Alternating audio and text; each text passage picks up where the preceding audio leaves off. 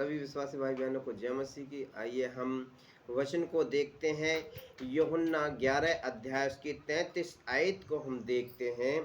लिखा हुआ है, जब यीशु ने उनको और उन यहूदियों को जो उसके साथ आए थे उनको और उन यहूदियों के मरियम को और यहूदियों को उनके मरियम के साथ आए थे रोते हुए देखा, और प्रभु यीशु ने उनको रोते हुए देखा तो आत्मा में बहुत ही उदास और व्याकुल हुए। और प्रभु यीशु मसीह आत्मा में बहुत ही उदास और व्याकुल हो गए।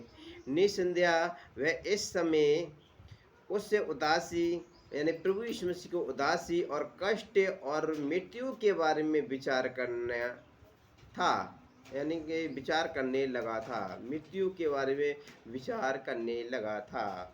यहाँ यहूदी उनसे कहने लगे थे वो तो मर गया है, सो यहाँ पर कह रहे हैं विचार करने लगा था। जो मनुष्य के पापों के कारण, जो प्रभु यीशु मसीह मनुष्य के पापों के कारण इस संसार में आ गया था। इस संसार में मनुष्य के पापों के कारण ही प्रभु यीशु मसीह संसार में आ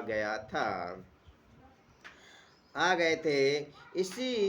इससे उन्हें भीतर शौक हो चला, इससे उन्हें बड़ा शौक यानी बड़ा दुख हो चला प्रभु यीशु मसीह के लिए।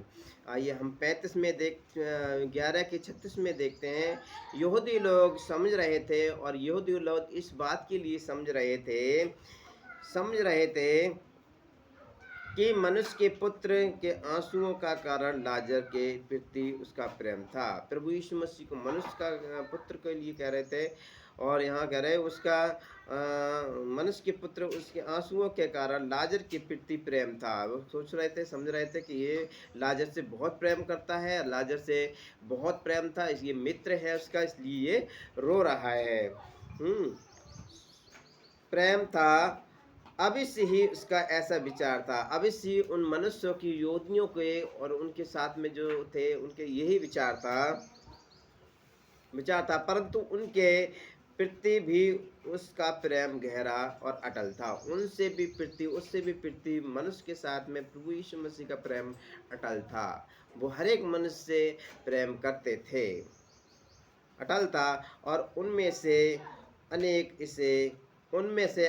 इसे समझने में असफल रहे। उनको इस बात को समझने में, प्रभु यीशु मसीह की इस बात को समझने में असफल रहे। सभी विश्वासी भाई बहनों को जय मसीह की। अगर सही लगे तो आप कमेंट कर सकते हैं। सो प्रभु यीशु मसीह के नाम से लाल दिल भी भेज सकते हैं। हम सभी विश्वासी भाइयों से रिक्वेस्ट करते हैं कि इस चैनल को देखिएगा और लाइक कीजिएगा। सभी के लिए जय मसीह की।